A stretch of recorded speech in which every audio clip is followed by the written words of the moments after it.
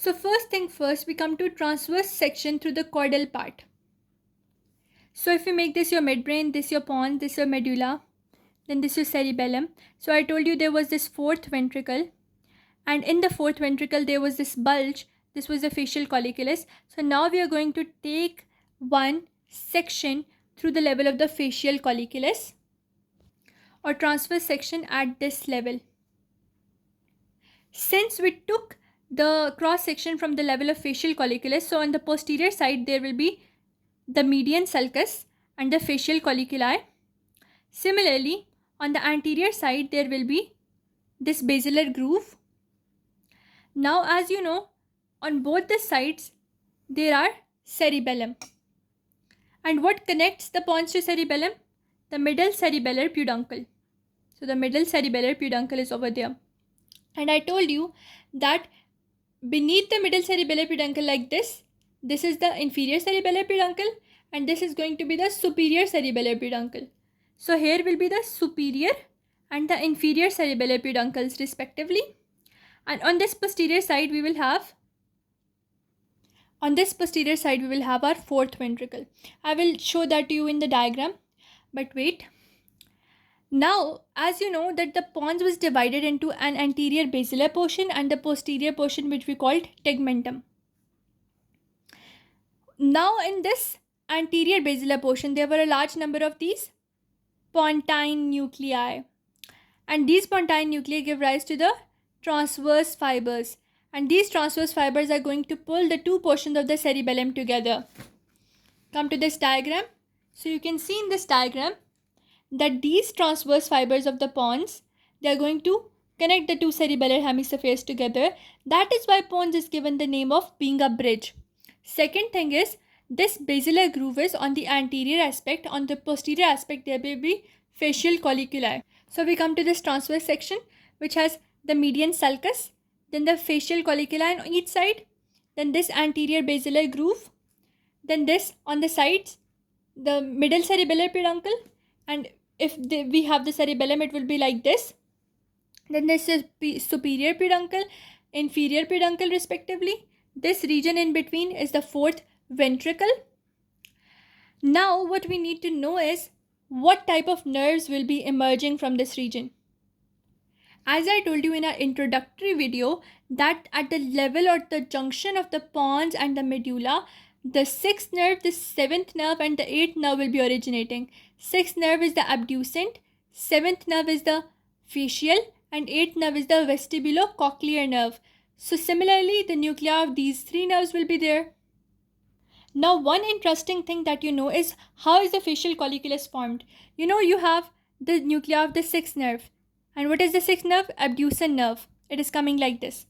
But the nuclei of the seventh nerve, that is our facial nerve, it actually crosses over like this. And due to its crossing over, what we produce? The facial colliculi. So this is going to be the seventh nerve coming. This was the sixth nerve. And this is going to be the seventh nerve or the facial nerve. So this is our cross section showing. This one is the abducent nerve nucleus, and this one is the facial nerve nucleus, which winds around the abducent nerve nucleus to produce this facial colliculus. Now, what we see over here is the trapezoid body, and what we see over here is the medial lemniscus. Now, what happens actually if this is our midbrain, if this is our pons, this is our medulla? At the junction of the pons and the medulla, this was the vestibular nucleus, and there were the cochlear nucleus. They were receiving the sensations from the inner ear, and their nerves were coming. Now what happens is that certain fibers, they are going from this vestibular nucleus like this, and from the opposite vestibular nucleus like this, and they produce one structure, which is this structure. And what is this structure? This is a trapezoid body. And how it is produced? The two nuclei of the two vestibular nucleus, their fibers undergo crossing over to produce this trapezoid body. So over here in this region, we are going to produce the trapezoid body. One another thing about this is, when the trapezoid body fibers, they move upwards, they produce the lateral reminiscus that we will observe in the superior portion of the pons. Now we know that pons also has certain ascending fibers and certain descending fibers. So what is medial lemniscus? Medial lemniscus is actually the ascending fibers which are coming from the dorsal portion of the spinal cord. So if this was your spinal cord, and we know that there were the fasciculus that were coming, the fasciculus gracilis, fasciculus cuneatus, which came to the medulla oblongata, and they were there and ended in their nucleus gracilis and nucleus cuneatus. From there, these fibers crossed over, and when these fibers crossed over at the level of the medulla, then when they entered the pons, they became the medial lemnisci. So we can see the medial lemnisci in the region of the anterior region of the tegmentum, just behind the base of the pons. So these are the medial lemnisci, and this one is the trapezoid body, which is going to form lateral lemniscus furthermore. So this is what we saw. The nuclei we have covered, the superior and inferior peduncle we have covered, the medial peduncle we have covered, the pontine nuclei and they're giving the transverse fibers. This is what we have covered. The trapezoid body, the medial lemniscus, all of that has been covered. Now, what we look at, this is the vestibular nucleus and this is the spinal tract of the trigeminal nerve. In this diagram, we see that the trigeminal nerve's two roots are coming over here. But this trigeminal nerve actually is having or descending at the level of the facial colliculus. So we can see its nucleus at that level. So just posteromedial to this inferior peduncle, what we can see is the vestibular nucleus. We can see the vestibular nucleus, but now here we were talking about the trigeminal nucleus. So just a little bit anteromedial to the inferior peduncle, we have the trigeminal nerve nuclei, whereas posteromedial to the inferior peduncle, we have the vestibular nucleus. Now one thing is this, the facial colliculus, the medial longitudinal fasciculus. So what happens? Consider this your midbrain, your pons, your medulla, cerebellum, etc.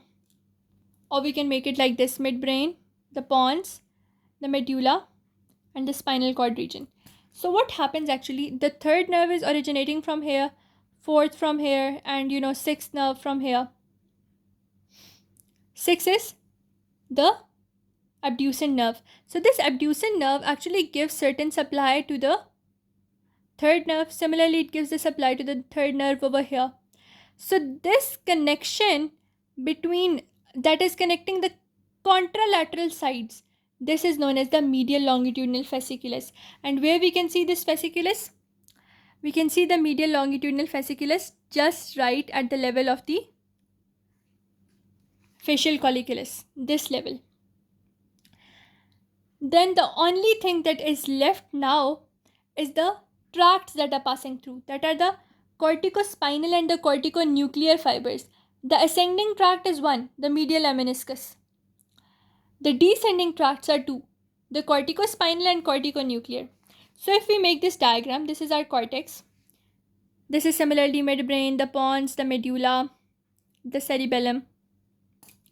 The fibers, some of the fibers from the cortex, they are going to come downwards and they are going to come at the level of the pontine nuclei, that is the basilar regions. And we can see these nuclei over here. They are the corticospinal fibers. These corticopontine fibers then move downward into the spinal cord. So they form the corticospinal fibers or the pyramidal fibers. And some fibers, they are going to come from the cerebellum along with the cortical fibers or from certain red nuclei, etc. They are known as the corticonuclear fibers. So both and they go into the, they go into the level of the pons. That is why we can see them at the pontine nuclei. So both the corticospinal, corticonuclear nuclei are there. Along with that, the pontine nuclei are there, which give the transverse fiber. Along with that, we have the middle cerebellar peduncle. The superior and inferior are posteriorly. Then this is the vestibular nucleus, and from the vestibular nucleus we know the trapezoid body comes. Then one ascending system is over there, that is the medial lemniscus. Similarly, we have four different nuclei. One is the nuclei of the sixth nerve, abducent. Second is the nuclei of the seventh nerve, facial. Then is the nuclei of the trigeminal nerve. Then is the nucleus of the vestibular nerve. Then we have the medial longitudinal fasciculus, that is the connection between the sixth nerve, you can see the sixth nerve, and then which ascends upward till the level of third nerve. This is all that we can see at the level of the pons, which is cut at the level of the facial colliculi. Let's give a brief reading over here. Now the medial lemniscus rotates as it passes from the medulla into the pons, and we can see that it is just behind the basilar region. You can see that in the cross section. Just behind the basilar region we have the medial lemniscus. The medial lemniscus is accompanied by spinal and lateral lemnisci, which we cannot see over here, but from the part of the lateral lemnisci what we can see are the trapezoid nucleus. The facial nucleus lies posterior to the lateral portion of the medial lemniscus, and the fibers of the facial nerve bind around the nucleus of the abducent nerve, and they produce the facial colliculus, as I showed you. So this is the facial nerve nucleus, and it is just behind the medial lemniscus, and it winds around the abducent nerve nucleus to form the facial colliculus. The fibers of the facial nerve then pass anteriorly between the facial nucleus and the superior end of the nucleus of spinal tract of trigeminal nerve. Same as that. Now medial longitudinal fasciculus, that was a connection that I showed you.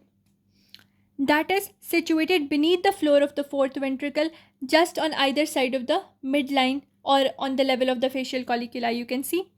The medial longitudinal fasciculus is main pathway that connects the vestibular and the cochlear nuclei with the nuclei controlling extraocular muscles. So that was the connection that was between the sixth and the third nerve, and it also controls extraocular muscles. Then we have medial vestibular nucleus. This nucleus is situated lateral to the abducens nucleus and in close association with the inferior cerebellar peduncle. So if this was our vestibular nucleus, it is lateral to the facial nucleus, it is lateral to the abducens nucleus and posterior-medial to the inferior cerebellar peduncle. Then they say along with the vestibular nuclei, the posterior anterior cochlear nuclei can also be seen. Then the spinal nucleus of trigeminal nerve, that can also be seen. I told you why the spinal nucleus can be seen, because the trigeminal nerve was beginning a little bit higher, but it descends at the level of facial colliculus. Now the trapezoid body, it is made up of the fibers derived from the cochlear nuclei and the nuclei of the trapezoid body. And this trapezoid body was located just at the level of This trapezoid body is located just at the level of the medial lemniscus. Then the basilar part of the pons, first thing, pontine nucleus. Second thing, corticopontine fibers. Third thing can be the corticonuclear fibers. That is not written over here.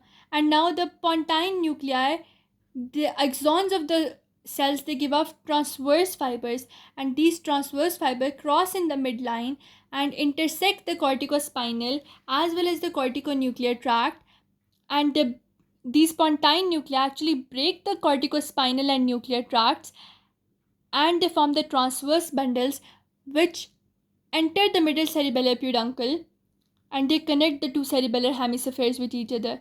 This connection forms the main pathway linking the cerebellar cortex to the cerebellum.